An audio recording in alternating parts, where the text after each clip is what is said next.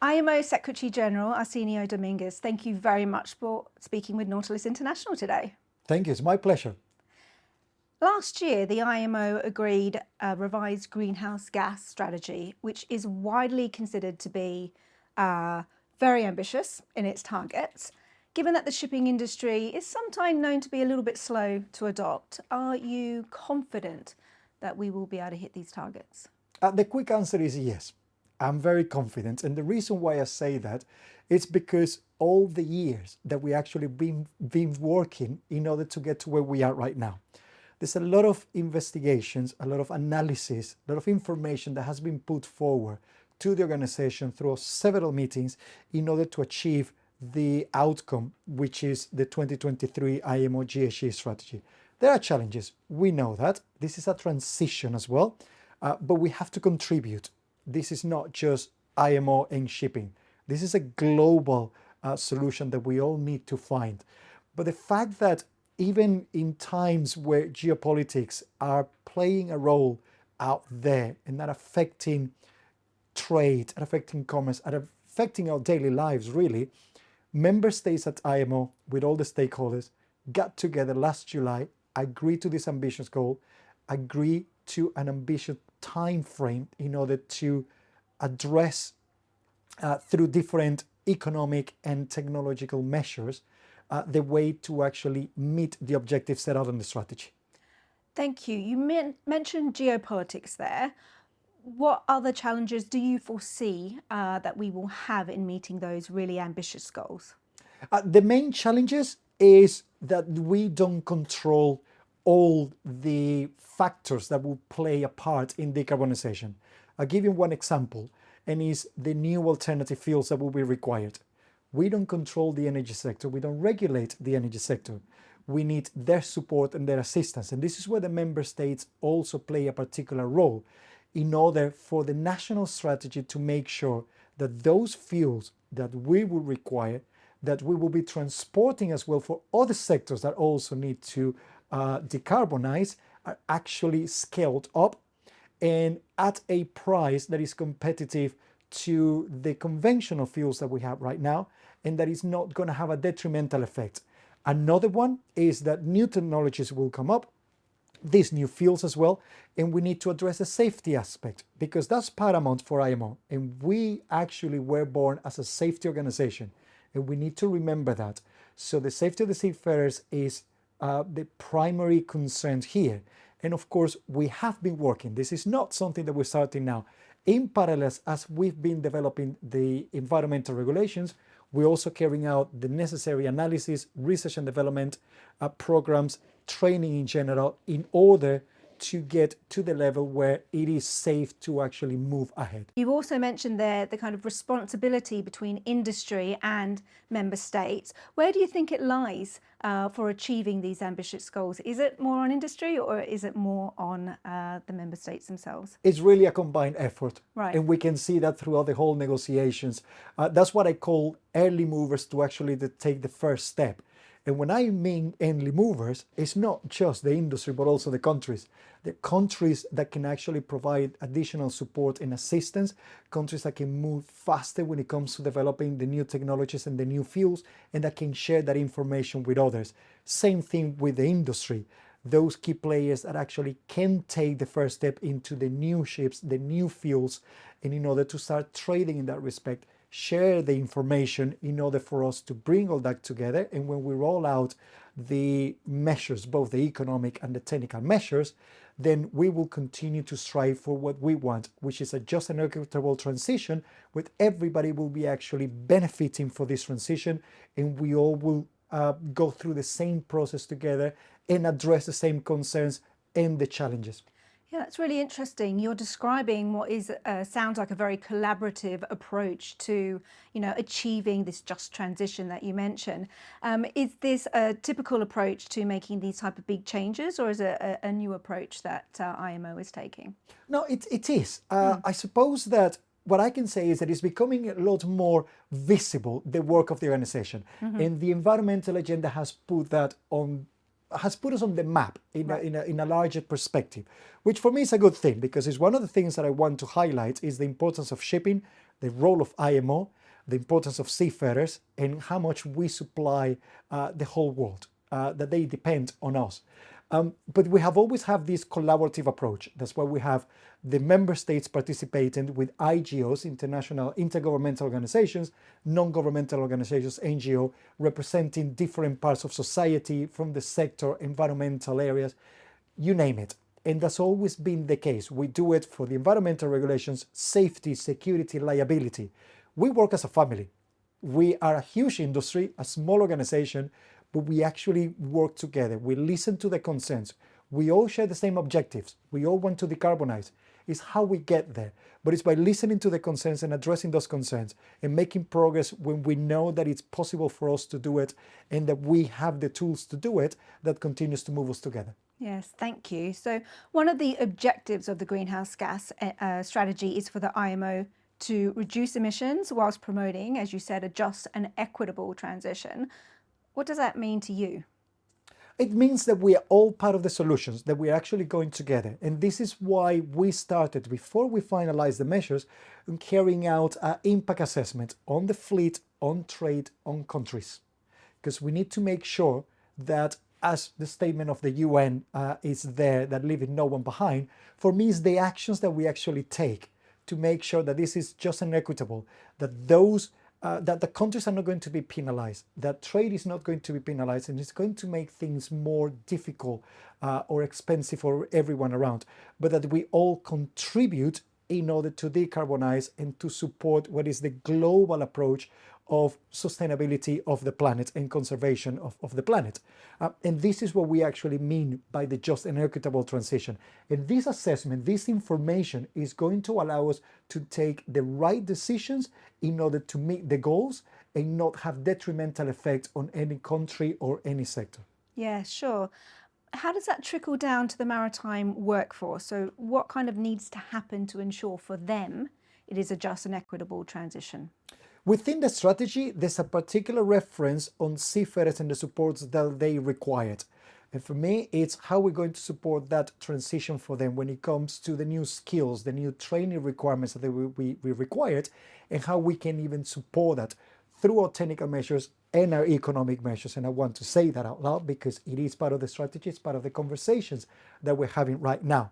At present, we continue to carry out research and development in relation to the training requirements for the seafarers to make sure that the technologies and the alternative fuels are safe.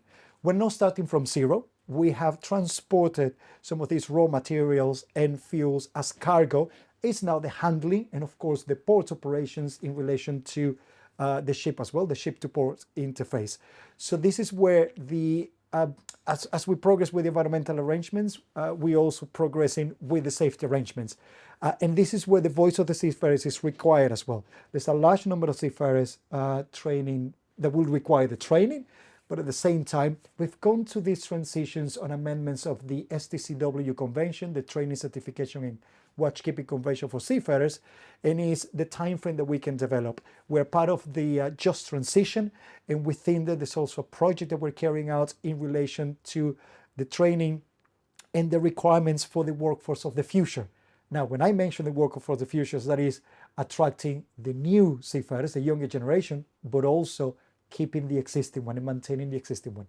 You've just mentioned there that there is this need to retrain seafarers in the new fuels and the new technologies. And in fact, the Just Transition Task Force report did find that there would need to be 800,000 seafarers retrained by the mid-2030s to hit those net zero by 2050 scenario. It's a huge undertaking by, within a relatively short period of time. How can administrations and employers ensure that that target is hit? Again, thank you for that. I can mention, similarly as I did earlier, that calling on the early movers and those that actually can start taking some steps. There are administrations that are already carrying out evaluations, assessment, and even training in this respect. There are engine manufacturers that are already also carrying out their own development of the required training for the operation of these new engines. Similarly, through conversations with the industry, different IGOs and NGOs, and through the decarbonization process of the just transition, we're also developing all those training scenarios. And within IMO, we are also going into the requirements through the STCW convention review. So even though it's a big number, we're talking about 800,000 as you mentioned, and you said it's a short period of time, but that's around mid-30s. We have the time, we have the opportunities, and of course with technological development, that would also assist us in providing the training and the qualifications for the seafarers of the future. So it's a combination of both of them. What is important to acknowledge is that, again, we are working already on it. We know the numbers, we know the challenges. It's time for us to start looking into the actions. And once those amendments, once some training course are in place, then it's for us to start working with the administrations in order to roll them out and then organize with the industry how and what is the time frame for these trainings to actually take place. Yeah, that's really interesting to hear, because I know that some of our members are quite worried and quite nervous around particular future fuels, because it's a bit of a chicken and egg situation, isn't it? What fuel is going to be, taken up there for what training do they need? So to know that there's a pathway there, I'm sure will give them, some comfort in that. So thank you very much for that. So on that note, whilst our members are very supportive of the decarbonisation efforts, and we know this because we speak to them and we survey them regularly on it, they do have very real concerns about the potential safety implications involved, particularly in a rapid transition, what they kind of feel like is a rapid transition to new fuels. How can we ensure that the urgency of the decarbonisation effort does not lead to a reduction in safety standards? The best answer is that the rules of the organizations are not there to reduce the standards of their effectiveness. It's only to improve it. And that's based on experience as well as all the data that we gather from the information. We started by talking about how IMO was born on safety. And yes, we are hugely involved in protecting the environment, but safety is paramount. And I need to keep repeating that. We will consider the fuels and all the safety aspects as we move along. And of course, we don't want to move back and have a situation where the fuels that are then selected, because there is an array of fuels, we agree that because of all the needs of the amounts of fuels that is required, and not just us, but other industry, that will be fuel agnostic and technology agnostic, use all the tools that we have. The safety aspects are paramount. And we will revise all those safety aspects. We will provide the necessary requirements in order to handle it. This is a transition. This is not happening overnight. The goal for 2030 is an uptake of 5%, aiming at 10% of alternative fuels. So we have the time also to roll out the process and the projects in relation to how we're going to provide that assistance for training the seafarers, but we're not going to just rush into something that is not safe. But that's why there's a lot of work that is being carried out right now and will continue to go as we move into the environmental regulations together with the safety standards. You have mentioned the review of STCW as well, and obviously, alongside decarbonisation, there are other challenges that are being addressed, and with STCW, skills training, but also technology, AI, automation, we're starting to see that come on board ships more and more these days. What steps is IMO taking to ensure that seafarers are adequately prepared to face these new technological challenges? It's very similar to the conversations that we were having in relation to decarbonisation. At the same time, we're also developing regulations for maritime autonomous surface ships, what we call as MAS, because we are moving into an area of more technological development. We think the amendments to the STCW convention that we are reviewing right now, it's particularly to take into account this change, this technological development, the fact that new technology is coming up, and always focusing on the user needs. And that's something that I want to reiterate, because we need to focus on the regulations into what is required for the seafarers. Now, technology, it's there and should be utilized in order to assist the seafarers on board, to facilitate the work and to make shipping even safer than what it is right now. It has some negative challenges when it comes to cyber risk, for example, and that's why at the organization we already just a couple of weeks ago updated the cybersecurity guidance of the organization. And when we're discussing MAS, I also want to point out that this is not a transition into autonomous ships that is going to eradicate or eliminate seafarers. That's not the case. We need to work into the trades where seafarers will still require to be on board, what is going to be the interaction with the technology, and at the same time look into how we transition those jobs also into land, because the ship to port interface will always be there, and we need to be creative and imaginative, in particular when we also have challenges in attracting seafarers into the industry. But rest assured that the work that we carried out is always based on experience, based on the technological development, and focusing on user needs.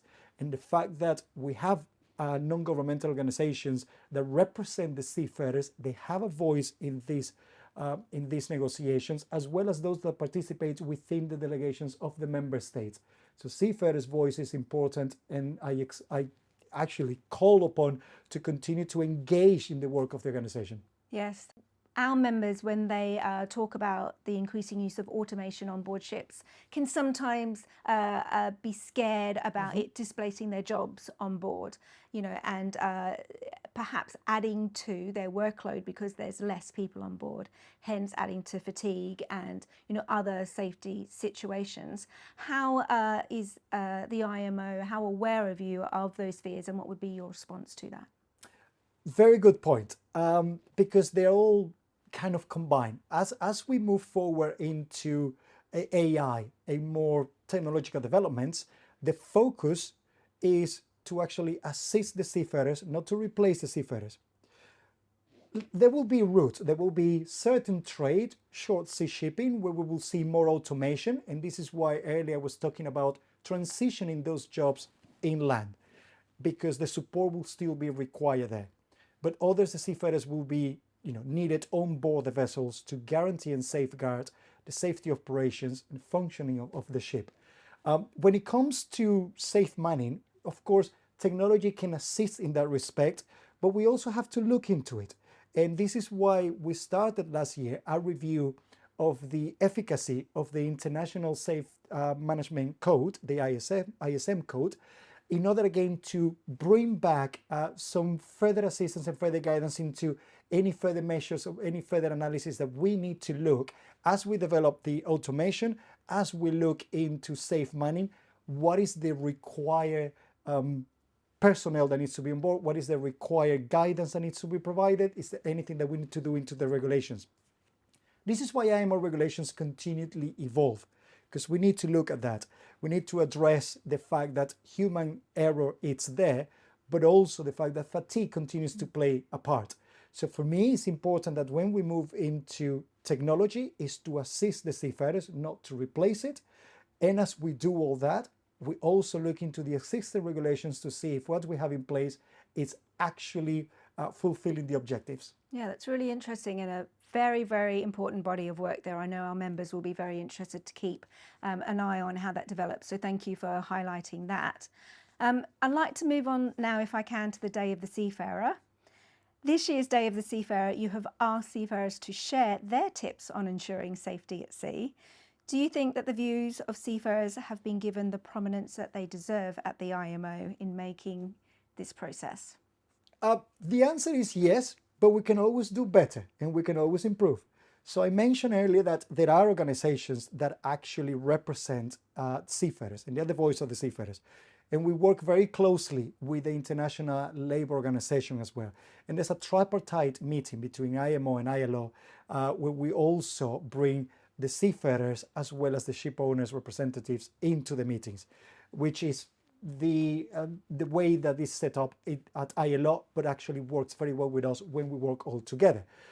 So their voice is very relevant. Every time that I travel, every time that I meet with seafarers, I make a point in actually listening to them. I want them to tell me exactly their experience, how they feel, and be completely open and transparent. because that helps me Yeah. in actually passing on the message to the membership, to the stakeholders when we're having the negotiations here as well.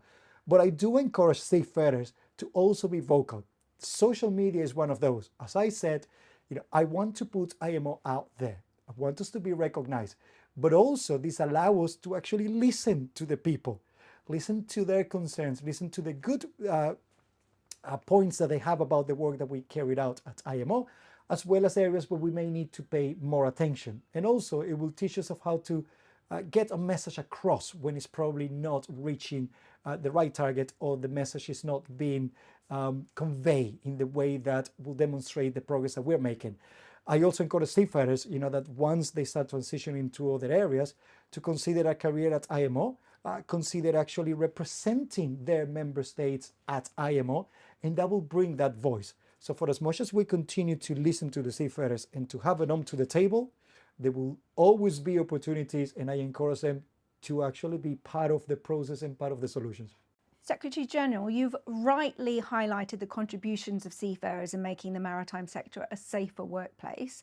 Do you think that we always give them the best tools to do this? That's a good question. I think we can do better. I'm going to be very honest on that.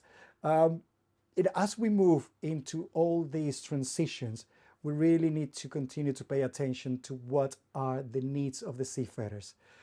We are looking after them. That's a fact. There's several regulations and guidelines that we actually developing right now in order to protect the seafarers on board, mostly in relation to sexual harassment, sexual assault, or any type of harassment and assault, protecting the seafarers in case of criminalization because of crimes that are committed, and they are victims, innocent victims of this. Supporting seafarers when it comes to all the geopolitical situations that actually have a negative effect on that. And the Red Sea is the prime example right now, and I continue to condemn the attack on ships, and in particularly the detrimental effect that it has on seafarers. And we also need to focus on that human aspect of this, because normally whenever I speak to the media in general, the first question is about the impact that it has on the global economy. For me, the first question is the humanitarian side, and that's the innocent seafarers that are being attacked. So I think that there's a lot more that we can do actually in order to highlight the importance of seafarers, to encourage seafarers to come into this amazing sector, to encourage more diversity, encourage more women into seafaring as well. And for me, again, is continue to promote that there's more that we can do with ship owners, ship operators, and companies, and member states. If we want to attract and retain seafarers, we need to treat them with respect. We need to provide them better conditions. There are ways to improve that. Have even said, when we are designing a ship, we can sacrifice a little bit of cargo space in order to make more accommodations space for the seafarers, providing the communications and tools that we have in land, and that will actually make the life of the seafarers more closer to home. So there's a lot that I continue to campaign and highlight there that we can do, that the industry can do, and that it doesn't cost that much, but actually will demonstrate that we care, that we know how important they are, and that we are listening to their voice. Thank you. Yeah, that's a really wonderful response, and thank you on behalf of our members. I know that they will be very interested in hearing that from you. A couple of questions more, Secretary-General. What steps is the IMO taking to ensure that the rights of seafarers are protected, particularly around fair treatment and wages and working conditions? Yes, I mentioned already some of the guidelines and the regulations that we have in place. But it's the fact that we are working very closely with the ILO, where the social aspects in relation to the contract aspects are actually negotiated and agreed.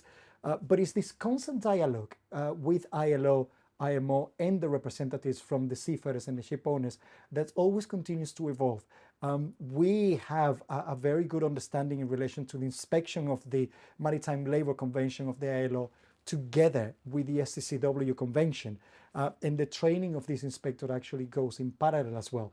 So that just demonstrates that we continue to look into what are the areas where we can support the innocent seafarers. And I want to stress that the innocent seafarers that sometimes, engage or involve in these crimes where, they are not even aware of it, of what is happening. And of course, when we start analyzing the situations on the ships, it's very easy to immediately start looking into the seafarers to see if they have played a role. But I'm also, following very closely with the International Transport Federation all these cases, and it's immediately mobilizing the diplomatic approach that I have with the representatives of the member states in order to highlight any concerns that they may be in due processes, because what is important is that every seafarer's rights are respected. And I have to say, I've been receiving very good feedback with the engagement of the ITF as well as with the member states in what can be done. And it just brings back the attention of the due process that is required to the seafarers, and that sometimes they are innocent victims to these crimes that are committed. And actually within the UN, this is something that is being discussed broader, because we can even go beyond seafarers. There are crimes at national levels that, of course, we have to look into the root causes. They're beyond IMO, but the fact that we're highlighting the negative effects that has in seafarers and, of course, in trade is encouraging other organizations to also look into it. Yeah, that's very interesting, and it shows the importance of those tripartite discussions as well, doesn't it? Bringing in the seafarers' representatives, the employers' representatives, and other stakeholders in the process. So thank you very much for that. So final question. It can often seem that the only time that the seafaring profession comes into public view is for the wrong reasons. When something goes wrong, right? We've all experienced this, the pandemic, crew change crisis, various things like that. What would you say to a young person who might be considering a career at sea but is put off by some of these horror stories? I couldn't agree with you more.